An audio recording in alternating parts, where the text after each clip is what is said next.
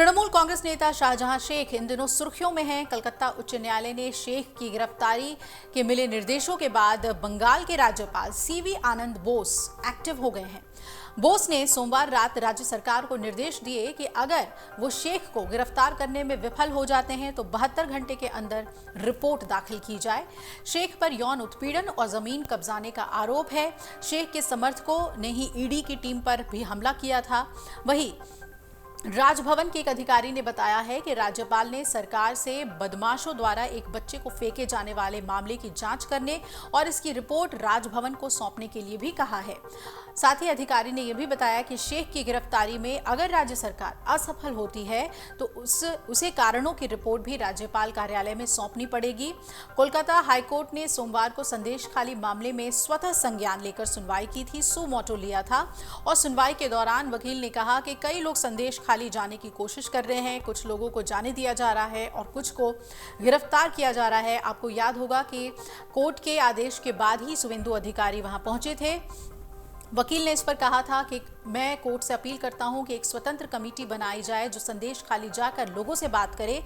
सुनवाई के दौरान मामले के एमिकस क्यूरी यानी कि न्याय मित्र ने भी कहा कि कई मीडिया रिपोर्ट्स में बताया जा रहा है कि शाहजहां शेख को इसलिए गिरफ्तार नहीं किया जा रहा क्योंकि कोर्ट ने उनकी गिरफ्तारी पर रोक लगाई हुई है। ये बात साफ होनी चाहिए। इस पर मामले पर सुनवाई कर रहे हाईकोर्ट के चीफ जस्टिस ने कहा कि हमने सिर्फ एसआईटी के गठन पर रोक लगाई हुई है, लेकिन शाहजहां शेख को पकड़ने पर कोई रोक नहीं है। अब हाईकोर्ट ने इस मामले पर 4 मार्च को सुनवाई का दिन मुकर्रर किया है और संदेश खाली में लोगों की जमीन कब्जाने और महिलाओं से यौन उत्पीड़न करने का आरोप लगा है और स्थानीय लोगों ने शाहजहां शेख और अन्य टीएमसी नेताओं पर भी ये गंभीर आरोप लगाए हैं। शाहजहां शेख बीती 5 जनवरी से फरार है। शेख बंगाल के राशन घोटाले में भी आरोपी है और इस मामले में तो पूछताछ के लिए ईडी की टीम शाहजहां शेख के ठिकाने पर जब 5 जनवरी को रेड के दौरान पहुंची थी, लेकिन शाहजहां शेख के समर्थकों ने ईडी की टीम पर ही हमला बोल दिया था।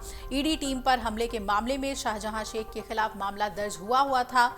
अब संदेश खाली मामले में भी शाहजहां शेख आरोपी है, लेकिन अभी तक उसे बंगाल सरकार ने गिरफ्तार नहीं किया है। बशीरघाट के एसपी एचएम रहमान ने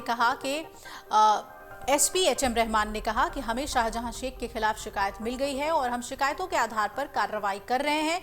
हमने शाहजहां शेख के खिलाफ एफआईआर भी दर्ज कर ली है। आपको बता दें कि इस मामले में पश्चिम बंगाल सरकार पे जब दबाव बना तो कुछ गिरफ्तारियां की गई, कुछ टीएमसी के नेता भी हिरासत में लिए गए, लेकिन अभी तक शाहजहां शेख तक सरकार नहीं पहुंच सकी है, उसकी गिरफ्तारी नहीं हुई है, जिसे लेकर विपक्ष लगातार दबाव बना रहा है और यह भी आरोप लगा रहा है कि टीएमसी शाहजहां शेख को बचाना चाह रही है वोट बैंक के लिए। अब देखना है कि राज्यपाल के एक्टिव होने के बाद इस मामले में सरकार कितने दबाव में आती है और कितनी जल्दी इस मामले में कार्रवाई करते हुए शाहजहां शेख को गिरफ्तार करती है।